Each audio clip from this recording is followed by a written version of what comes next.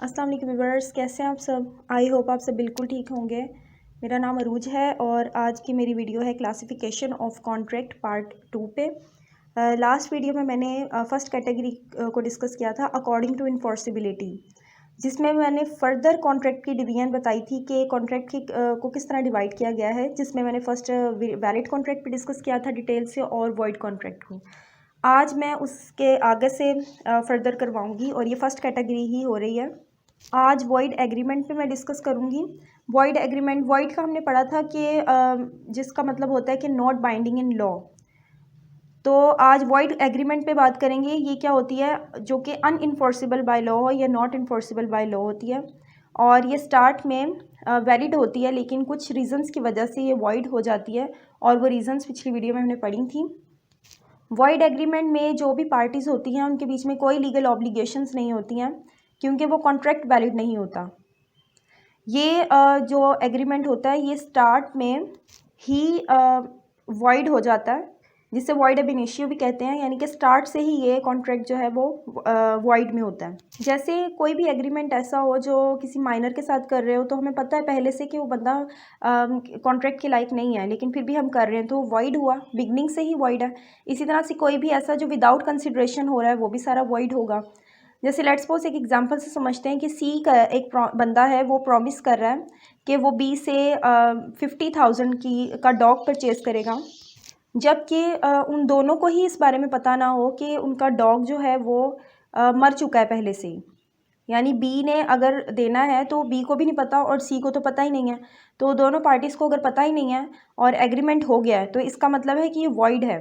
पहले से ही वो हो नहीं सकता था, उसकी कंसिड्रेशन पॉसिबल नहीं थी, तो ये वॉइड होगा।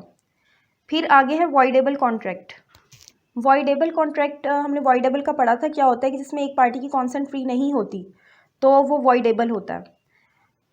और वॉइडेबल कॉन्ट्रैक्ट भी जब तक वैलिड ही होता है जब तक कि जो बंदा जिसके पास राइट है कि वो उस कॉन्ट्रैक्ट को अवॉइड कर सके या उससे इनकार कर सके, तो वो जब तक कहता ही नहीं है ख़ुद से कि मैं नहीं करना चाहता इस कॉन्ट्रैक्ट में साइन, तो जब तक वो कॉन्ट्रैक्ट वैलिड ही होगा।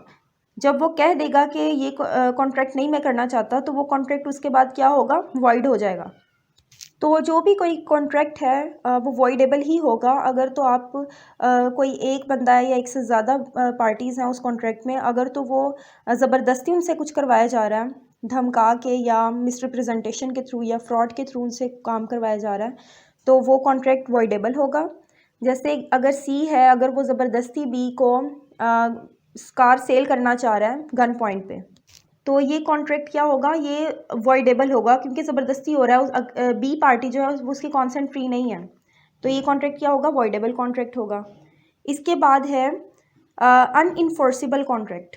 अनइन्फोर्सिबल कॉन्ट्रैक्ट का मतलब होता है ऐसा कॉन्ट्रैक्ट जो कि कोर्ट की तरफ से ही किसी टेक्निकल डिफेक्ट्स की वजह से पॉसिबल ना हो कि वो कॉन्ट्रैक्ट किया जाए।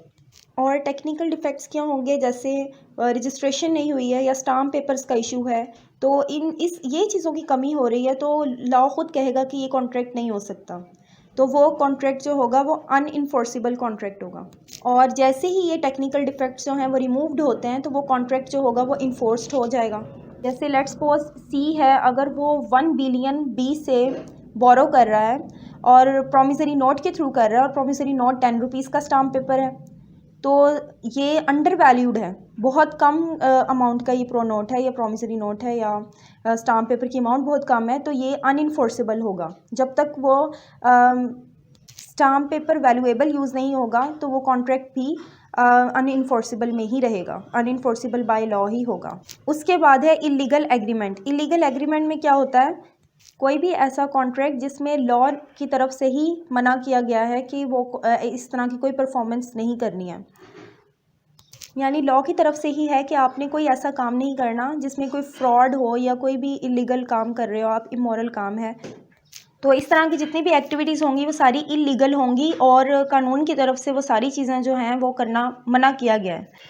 तो इस तरह की कोई भी एग्रीमेंट पे साइन होगा तो वो कॉन्ट्रैक्ट नहीं होगा और वो एक इलीगल एग्रीमेंट होगा। इस तरह का कोई भी अगर कॉन्ट्रैक्ट साइन किया जा रहा है तो वो कॉन्ट्रैक्ट में अगर कोई भी पार्टी कॉन्ट्रैक्ट ब्रीच करती है तो कोई अदर पार्टी उसके अगेंस्ट कोई केस नहीं कर सकती। इनफैक्ट अगर केस करेगी तो वो दोनों ही उनको पनिश दोनों को हो सकती है, क्योंकि वो कानून के अकॉर्डिंग काम ही नहीं है। ठीक है, तो इसकी एग्जांपल है, जैसे अगर सी है वो बी को कुछ पैसे दे रहा है और बी जो है वो एक स्मगलर है, तो स्मगलिंग की चीज़ें ख़रीद रहा है उससे, तो ये एग्रीमेंट इलीगल हो रहा है। और इसके अगेंस्ट अगर कोई मनी रिकवर करवानी है तो वो अमाउंट रिकवर नहीं हो सकती, क्योंकि कोई लीगल काम नहीं है और पहले से ही इस तरह के काम के ऊपर कानून ने मना किया है।